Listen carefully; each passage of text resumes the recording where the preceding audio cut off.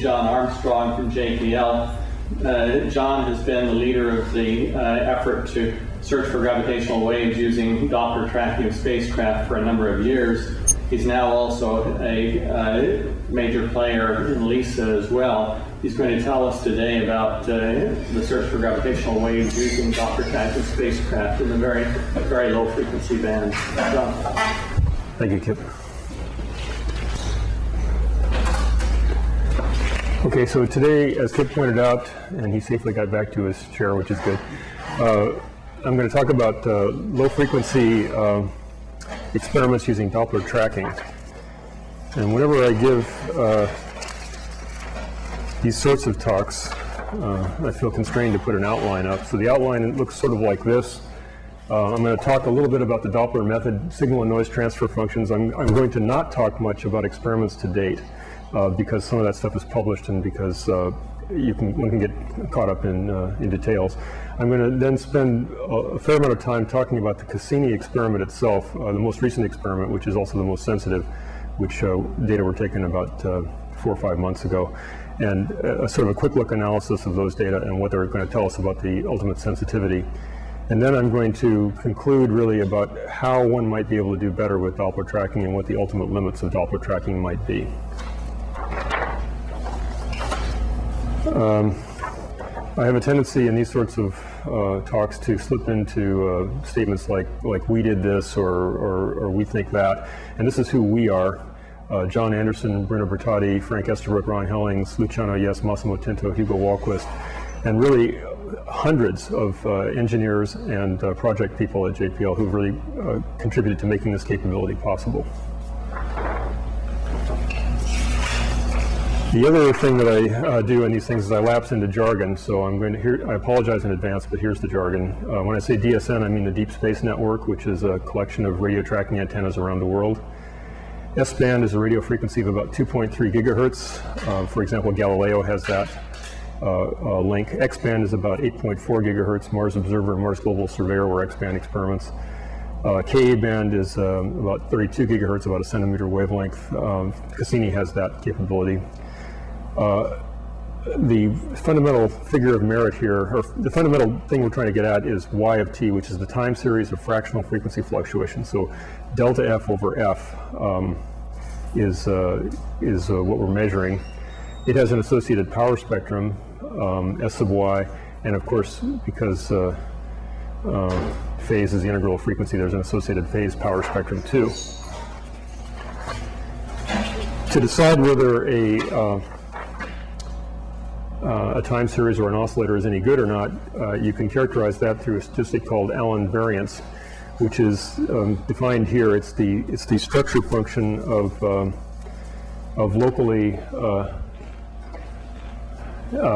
This is the structure function of a local time average of y of t, and it's related to an integral transform to the power spectrum of y, or the power spectrum of phase. And a major noise source in all of these experiments is scintillation, which is the variation of the phase or amplitude of the wave as it propagates through irregular media between you and the spacecraft, those media being the troposphere, the ionosphere, and the solar wind. Let me just make one remark. So you might ask, why don't they just use spectral density of y? There's no, S sub y I think is in many ways preferred. So the trouble is S sub y is badly behaved at low frequencies. Yeah, that's right. This suppresses things at very low frequencies, so you're allowed, even in situations where you have what some people might call a non-stationarity in the time series, you can still make meaningful statements about the delta f over f on a given integration time. As you can see, Allen deviation is a function of the time over which you integrated. I'll give you an exercise about this.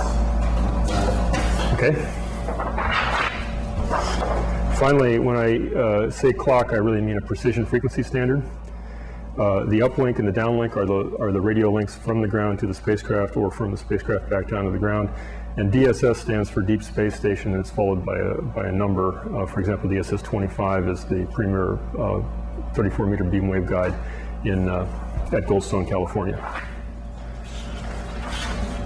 Let me just briefly mention that there are lots of papers. The classic paper is by Frank Estabrook and Hugo Wahlquist in 1975, further elucidated by Hugo and Massimo. And there are also papers that are written on the noise sources. So just as a roadmap of where we stand, you've had lectures obviously on various techniques. You're going to have lectures on bar techniques. You've had lots of things on LIGO. You'll learn about LISA, I think. I'm talking about this, where we're doing 2 test masses. One is the Earth and one is the spacecraft. So you need 2 test masses, and one test mass is a spacecraft. This is a picture of a spacecraft with happy people superimposed upon the picture. The scale here is completely misleading. This is Cassini. Cassini is huge. It's about 7 meters tall, but it's not. We're not that small, so it's actually a superimposed picture. The other test mass is the Earth, and glued to the Earth is a transducer. And here is DSS 25 at Goldstone, California. This is, as I said, a beam waveguide antenna. The aperture across here is 34 meters. It's in the stow position right now, obviously not tracking. And later on, this little thing here is the advanced media cal system, which I'll show you a picture of later. Is it still possible to go out and get tours of the facility? I bet you we could do it.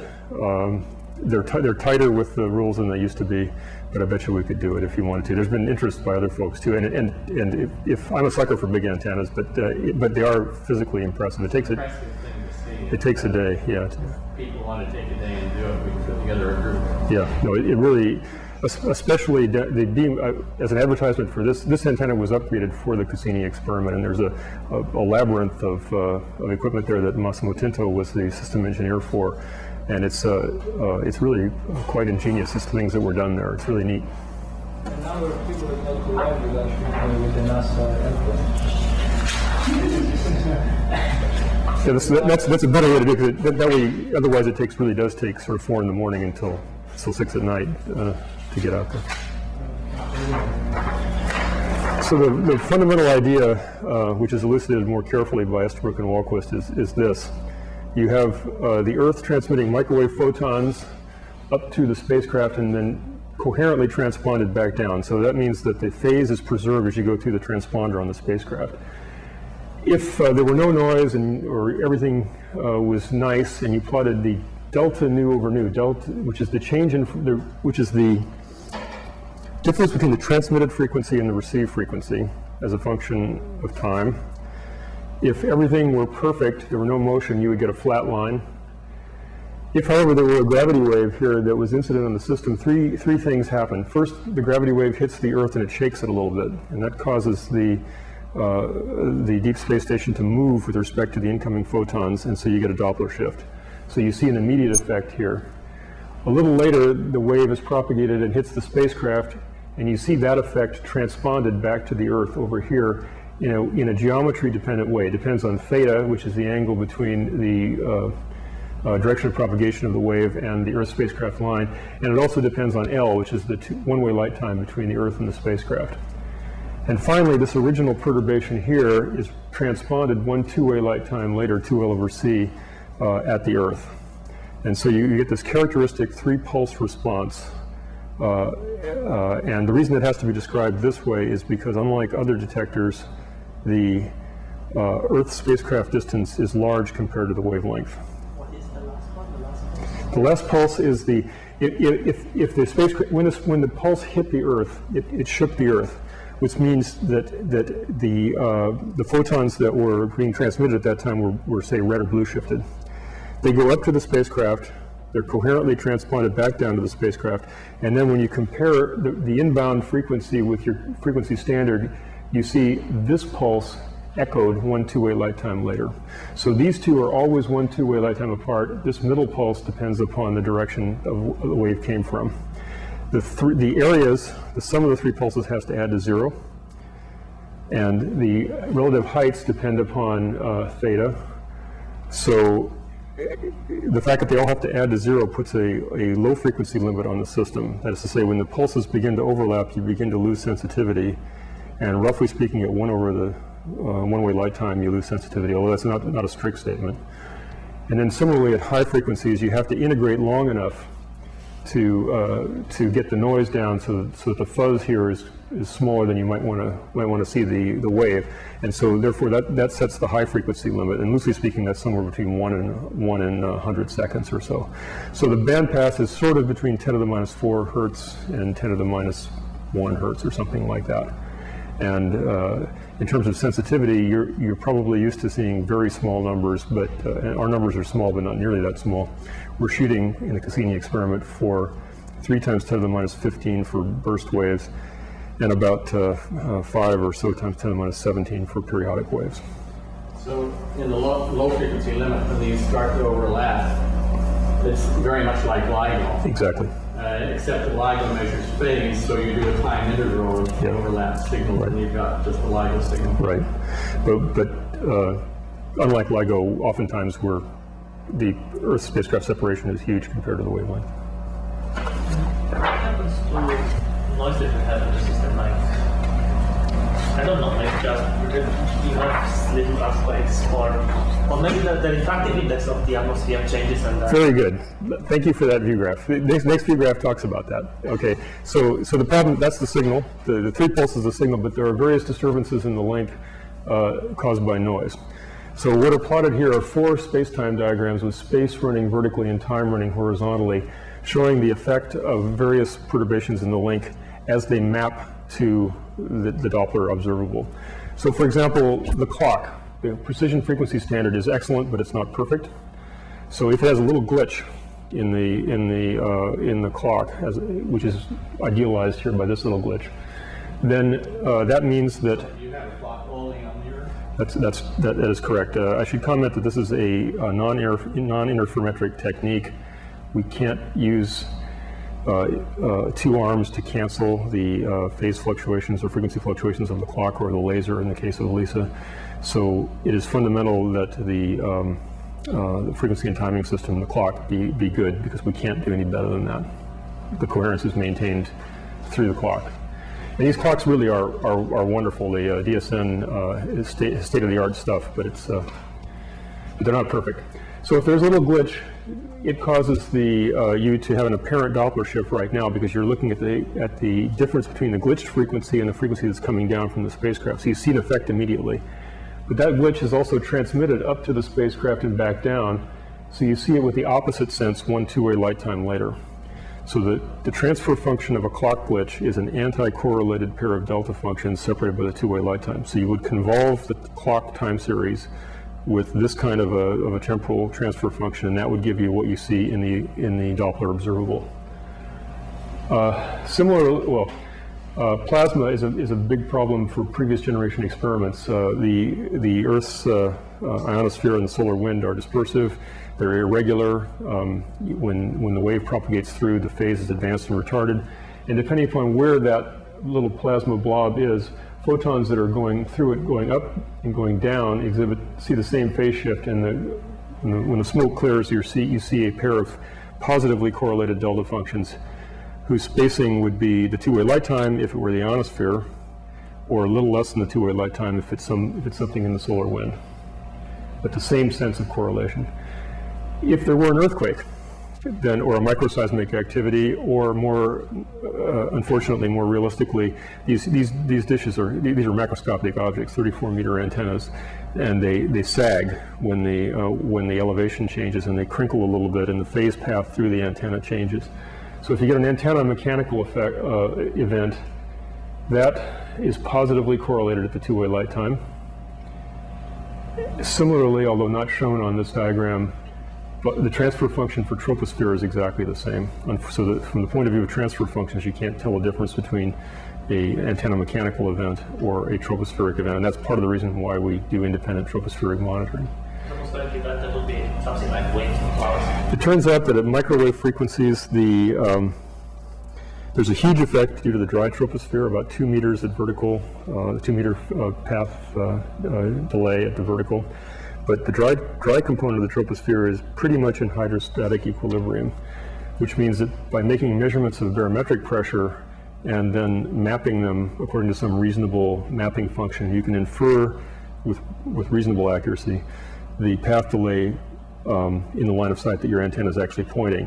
And so that is being reasonably slowly varying and reasonably static is a is widely believed to be easily taken out, although it's not as easy as it's widely believed to be true. And so the net effect is the next effect is the wet component. There's water vapor in the troposphere. How high is the troposphere? Well, I don't know. Depends on how high you want to go. It's let's say 10 kilometers, something like that. The dry component, is it easily taken out because it has low frequency? Yes. Okay. So it's a frequency effect. Yeah, although it's not as easily taken out. The reason I'm hedging on this is that the effect, the typical wet component effect, I'll show you some plots, is centimeters or less than a centimeter, and the typical dry component effect is 2 meters. So that means that you have to make, all your mappings have to be sort of carefully done so that you don't inadvertently screw up your very expensive wet component calibration. I'll show you some pictures in a minute. If the spacecraft itself buffets, then you're doomed.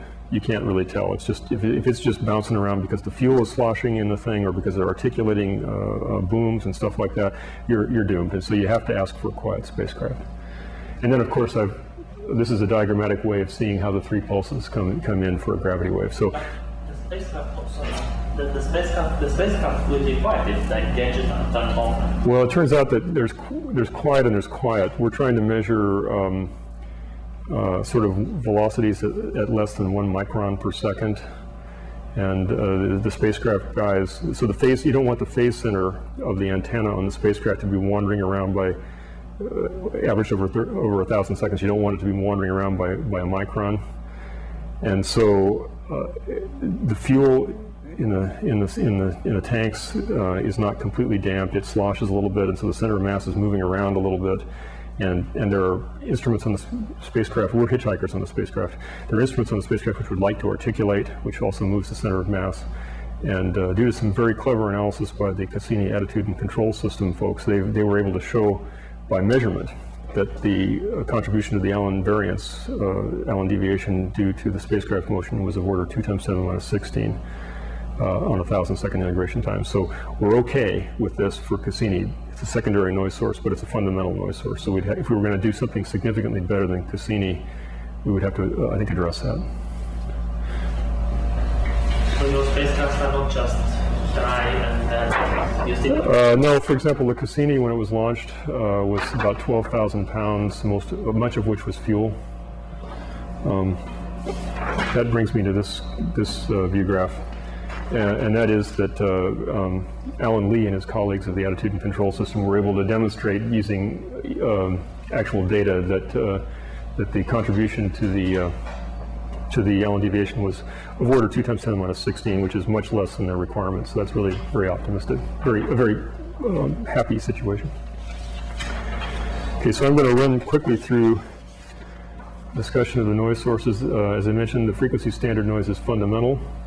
It has a transfer function, which is a positive and negative going delta functions at the separated by the two-way light time. Measurements by Lut Maliki and company of their very excellent instruments show at an integration. This is Allen deviation versus integration time log. So at 1,000 seconds here, they're hitting several times 10⁻16, which is less than our requirement. So just keep it up there. If you go way out to the right, yeah, I'm going to be worrying about pulsar timing. And so you're interested in the region out around a few years. And the best numbers there for signal Y are like 10⁻14 on this graph. Well, pulsars are intrinsically good clocks, but they're not great clocks at short times. So. Yeah, but the Earth-based clocks that one uses, right, and one's concerned about the Allen variance on them. Of course. And out in the region of periods of 10 years. And at least on here, I thought one could do a little better than 10⁻14. It may be that by ganging these things, I don't know. The interest for Doppler tracking of spacecraft has sort of always been down here, so I'm really not an expert at lower frequencies. Well, maybe Massimo knows. They turn back up. But the new house is trap ion clouds. Actually, they promise to go down as root tau with integration. out to times 10 years. Well, that's the thing. Maybe up to 10 to 5, 10 to 6 seconds. That's the thing that they could test it. Massimo was the system engineer for the radio science upgrade for Cassini, and so he's on top of this stuff. Anyway, as I was saying, 10 to the minus 15 is more or less what you would need for. Okay.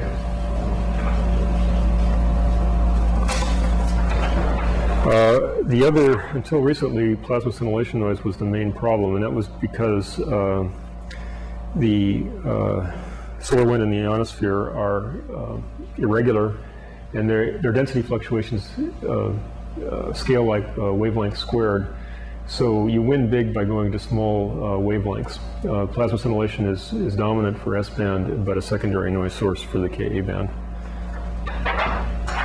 And I have, we'll skip over examples of scintillation, but just comment that much of the stuff can be summarized by this one graph, which is a plot of the Allen deviation vertically over here, and the Sun-Earth spacecraft angle horizontally. So 0 means that the spacecraft is behind the Sun.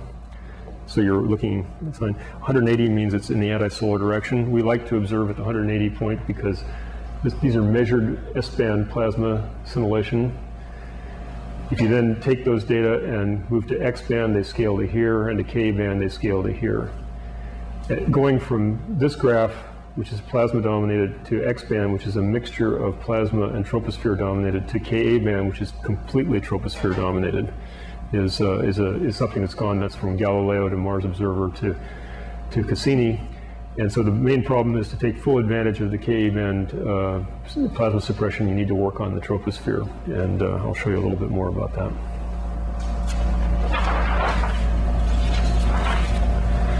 So the tropospheric fluctuations are dominated by the wet component. The transfer function is two delta functions that are separated by the two-way light time.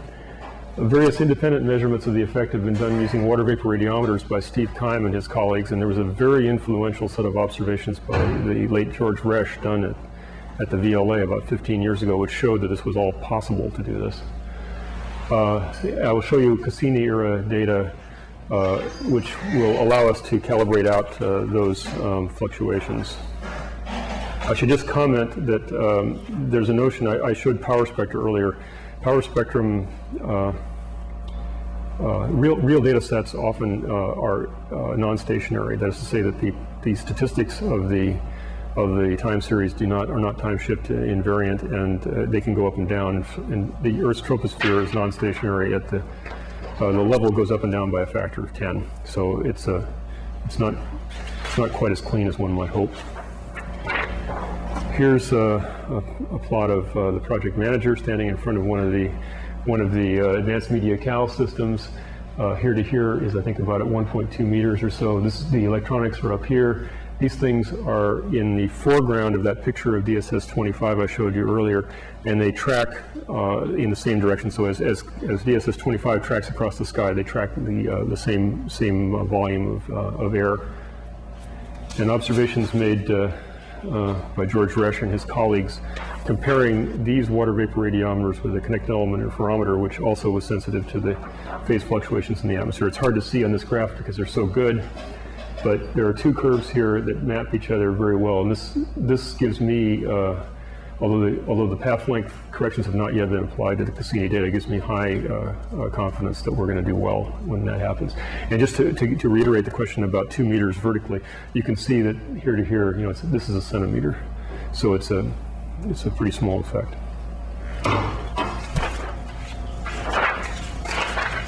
And you might reasonably ask, if you have two of these things, which one do you use to correct the data?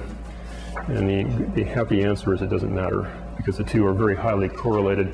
What's plotted here in the upper graph is the square of the so-called squared coherency spectrum as a function of Fourier frequency. The interpretation of this is that it's the square of the correlation coefficient as a function of Fourier frequency between the two WVR time series. So we've got two time series tracking across the sky for many hours. And if you at high frequencies, you're dominated by the instrumental noise of each one of them, but as you get down into the band that we're interested in, you see sort of 90 or so % correlation, and so it doesn't matter which one you use.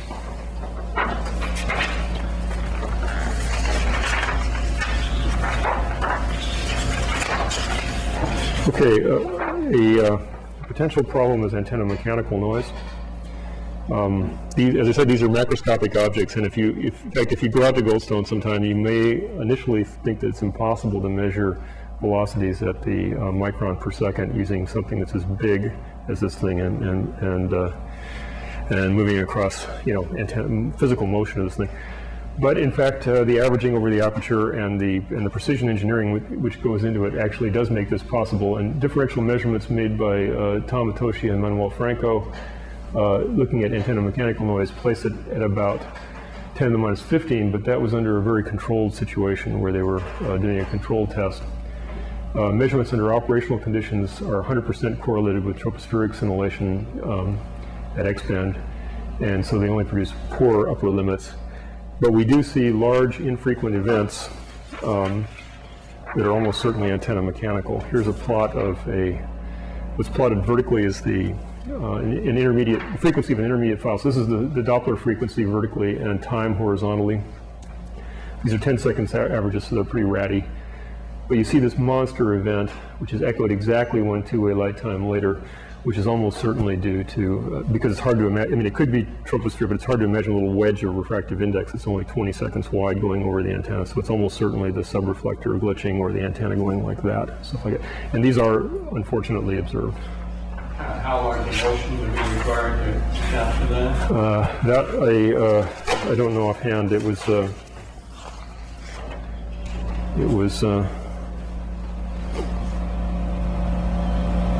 it's roughly 1/10 of a hertz over 10 seconds, so 10 to the minus 3.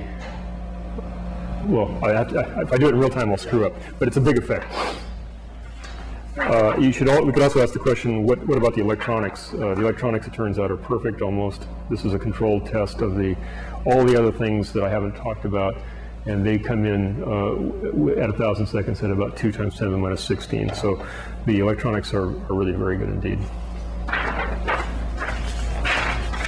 So let me just summarize that the signals are 3 pulses.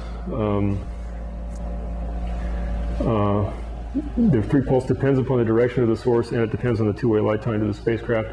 It's not shift invariant if the direction or distance depend upon time of observation. And the reason that that's potentially important is that it restricts your use of Fourier transforms, FFTs, to do some kind of analysis, because you can't assume time shift invariance. There's a bandpass set by pulse cancellation at the low frequencies and thermal noise and clock noise at the high frequencies. And unlike other detectors, the wavelength can be small compared to the size of the apparatus. Real noises are non-stationary, and real experiments have systematic errors. How important is it that you know the waveform ahead of time? It helps a lot. I'll get into that just a little bit. I won't have there are techniques that, if you don't know anything about the waveform and you're just trying to characterize the time series, that may be useful. They're certainly not so useful for Doppler tracking, because we're clearly in a situation where we're noise dominated rather than signal dominated. But if you had a situation where you were really just saturated with signals, like maybe LISA, there may be some of these tricks that are non-committal regarding the waveform might be useful. I won't talk much about it, but I'll talk a little bit about it. In the picture where you had the 3 signals, is it important that all the three wave tracks do not overlap, or just one here? You lose if you're doing a match filter for this thing. You lose as they begin to overlap. You don't. It's not like it turns off. You degrade gracefully. I'll show you a plot, but it's clearly better to have these things isolated. It's not only better in a very formal sense if you were doing very formal signal processing and doing, setting n sigma thresholds and stuff like that. But at some point, we have a lot of data, but we don't have so much data that we can't look at it. And actually, things that give you a nice formal 10 sigma hit, when you look at them, you realize, oh, the reason that we got a nice formal 10 sigma hit is that 2 of the pulses were there and we had a noise glitch over here. And it's not the sort of thing that you would care to tell your colleagues that you think you've detected something. So having the things, this long answer, the rambling answer to your question, having them isolated is actually pretty good. It's better to have a long two-way light time than a short two-way light time so that you can isolate those things. The bad news about long two-way light times is then you get to be a significant fraction of a day, and all sorts of nasty geophysics start kicking in. You'd have to worry about Earth tides and all kinds of stuff. It gets ugly when the two-way light time gets longer than about 5,000 seconds. So anyway, we model the time series like this. It's gravity waves plus noises with various transfer functions. The gravity wave, the scalar gravity wave in the time series is obtained from the tensor gravity waves according to this formula. And the problem is really to exploit the differences in the signal and noises to try to increase, to try to have a detection.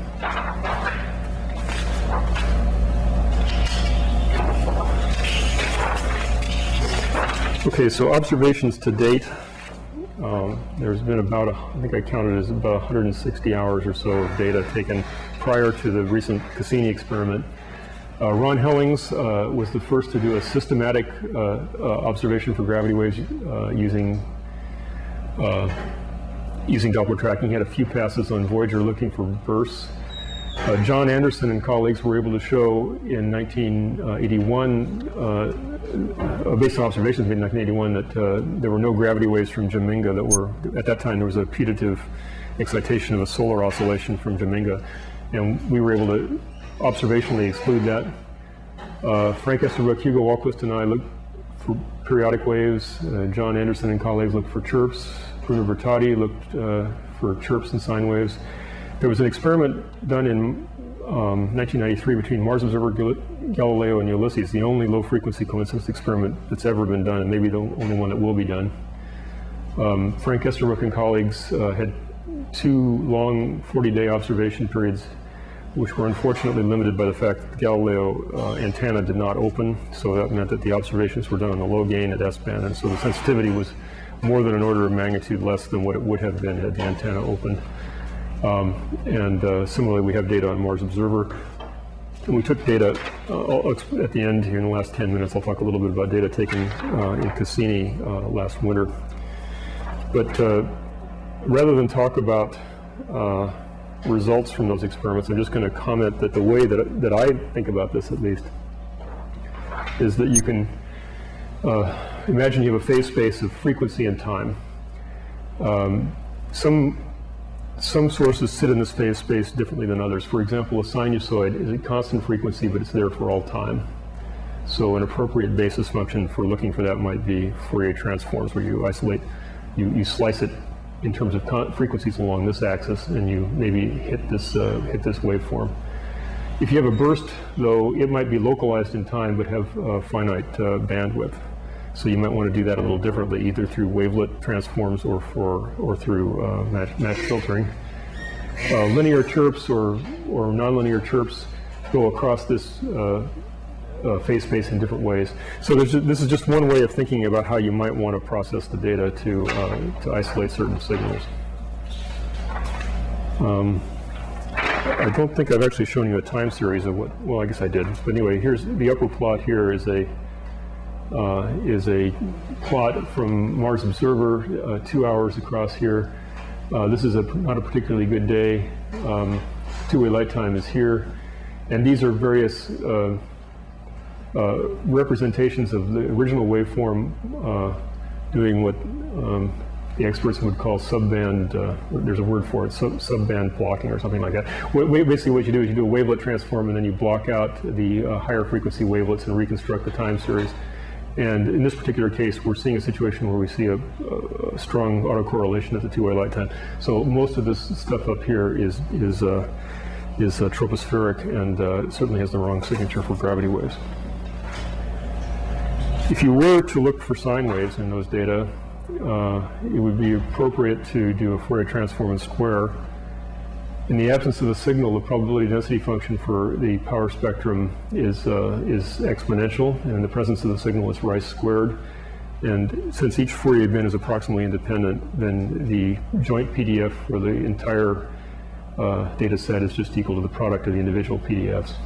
And so you can use that to look for sine waves. The problem is, and of course if you do that, you can look for sine wave candidates. You expect to see exponential statistics. This is a PDF of sinusoidal candidates from Mars Observer. So logarithm of probability versus amplitude horizontally.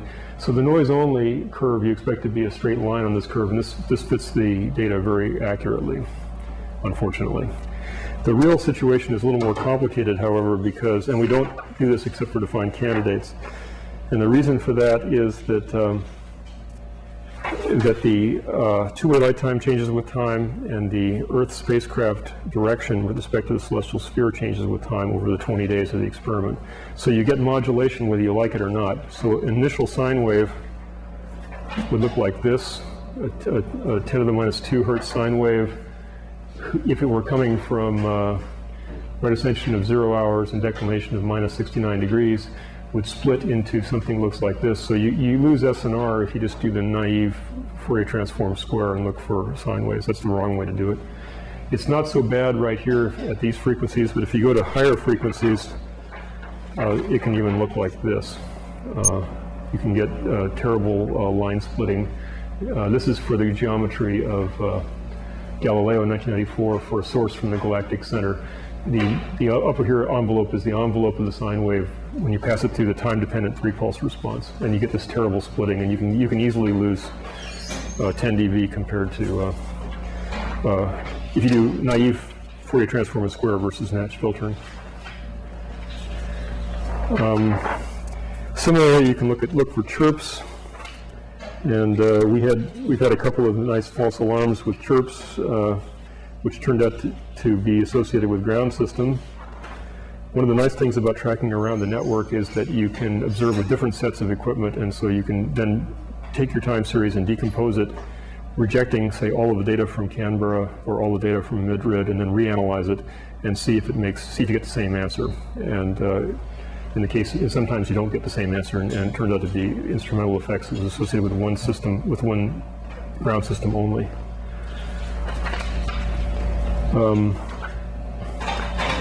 Burst match filtering is the right thing to do, I think. But let me just comment about things that we've tried that might be relevant outside of the Doppler tracking experiments.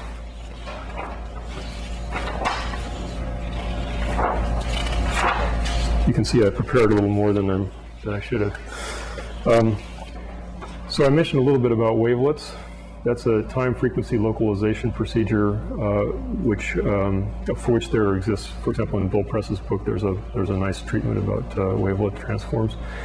The thing that we've used it for mostly, because we're noise-dominated, is to denoise the data, which is to reject the higher frequencies while trying to maintain the edges of bursts. And that seems subjectively to be the right thing to have done on Galileo. So I actually am sort of enthusiastic about wavelets. There's a procedure which the geophysicists call the empirical orthonormal functions, and that is where instead of choosing your set of basis vectors beforehand, for example, sines and cosines for a Fourier transform, you take the autocovariance matrix of the data themselves and look at their eigenvectors. And it turns out that those eigenvectors form a basis for the data. And so in some sense you're allowing the data themselves to tell you what basis they would like to form on. Now it's been disappointing for us because we have a noise dominated detector, so all we see is the basis vectors of the noise. But if you had a completely signal saturated situation where you didn't have an idea about what the signal should look like, it might be an interesting thing to think about. Time series, Doppler time series are pretty well approximated as a Gaussian random process, but if you were to look for a non-Gaussian component in the time series, one idea you might want to use is bispectral analysis. In spectral analysis, you look at you decompose the variance, the second moment, into its Fourier bins.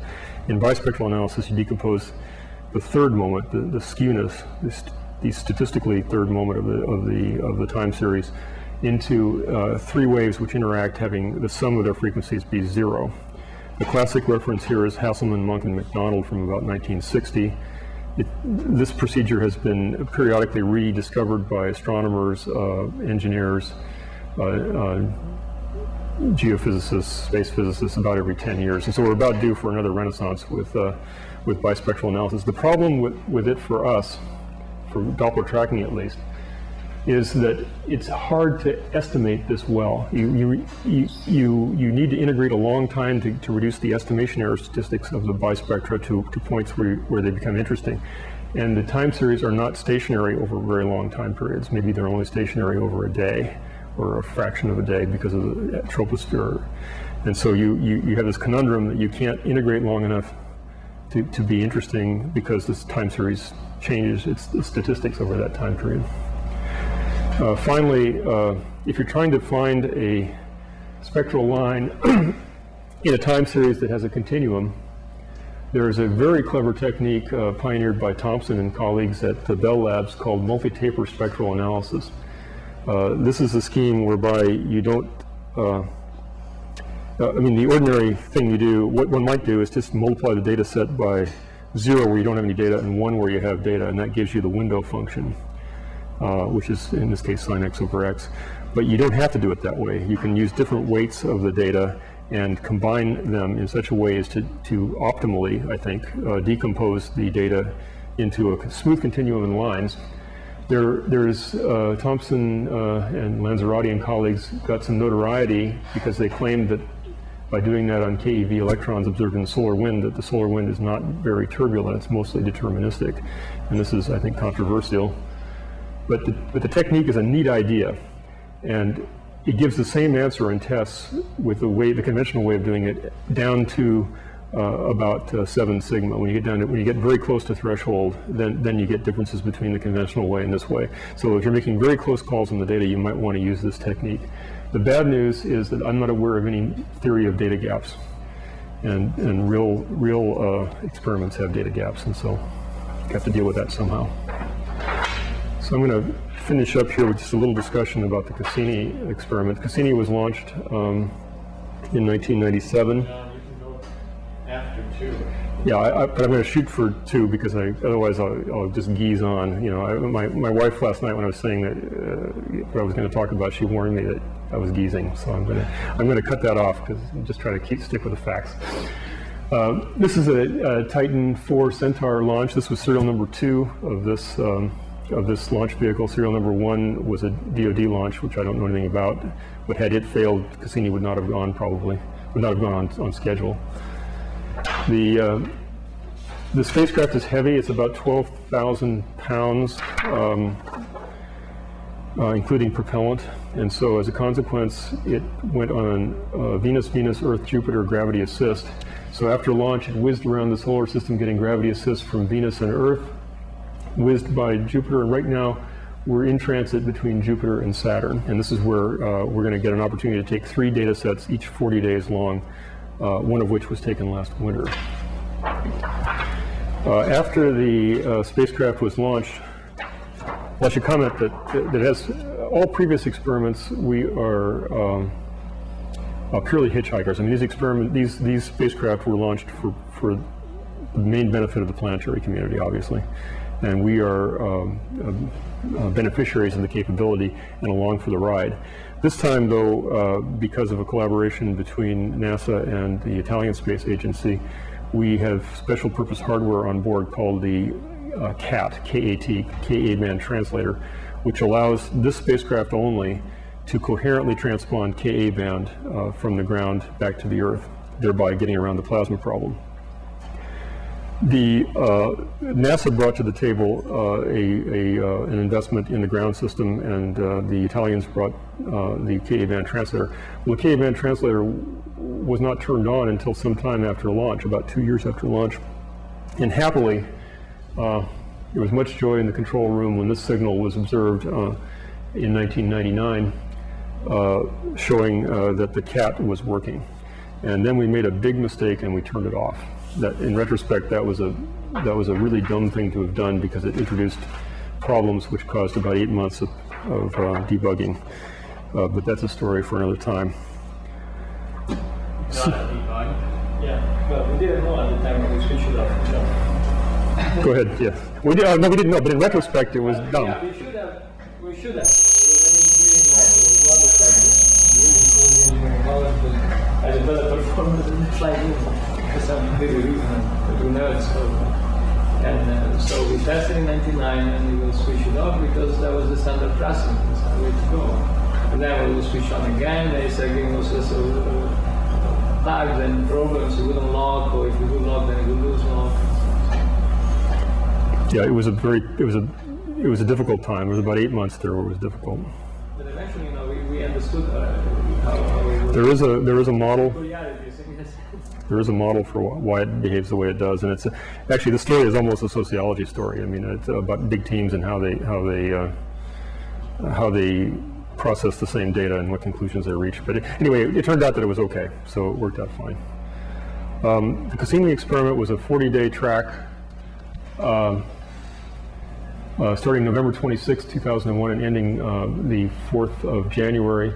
As I mentioned, there's new equipment at Goldstone and everywhere. The Ka-band uplink is new, the advanced media calibration system is new receivers, new frequency and timing system, new aberration correction, new pointing. And the gravity wave was the first beneficiary of this work. And the two things that were most important for the gravity waves were the Ka-band uplink, which knocked the plasma assimilation out of the equation, and the advanced media calibration system.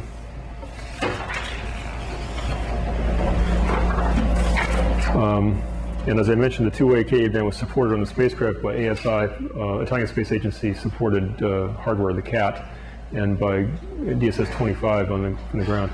There's a discussion of this which is not completely up to date, but pretty close on the Jaguar website. I gave a talk there about 18 months ago, and it's not wildly wrong. Also there's a simplified version of this lecture on the Jaguar website. We're trying to get to 3 × 10⁻15, which corresponds to velocities of about a little less than a micron per second, velocity errors. So the data came in, keeping up with them in real time was a bit of a challenge. So instead of trying to do everything at once, my colleagues and I just took 2 hours per day at DSS-25 that were near meridian transit and analyzed those data to see how things were going. The high elevation near meridian helps a lot because all of the systematic errors are minimized there. So we took the raw data, passed them through a phase lock loop, faked an orbit through it, and then gave us residuals which we could use to study in near real time the statistics of the data. And it turns out that was important because we found problems in the data set, and we were able, because we were in near real time, to have those problems fixed. So it was an important exercise to do this.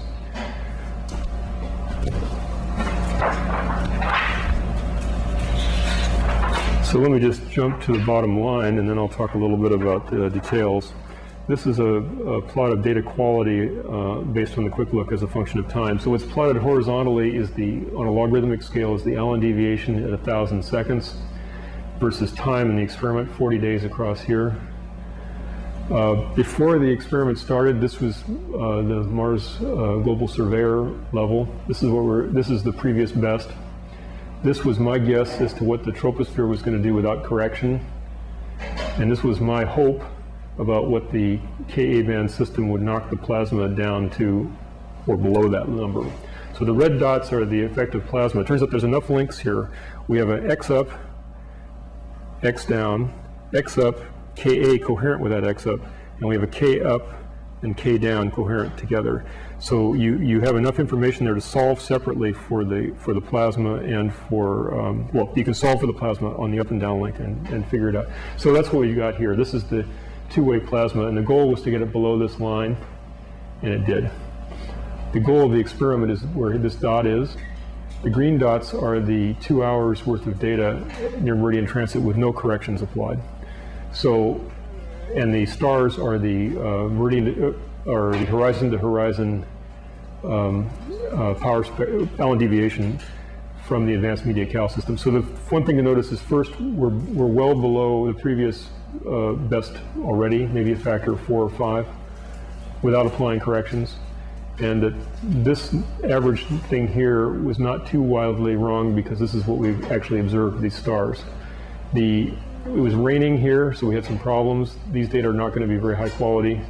But out of the 40 days, I guess we probably hit on 30 that didn't have any obvious problems. So I think it's going to largely work.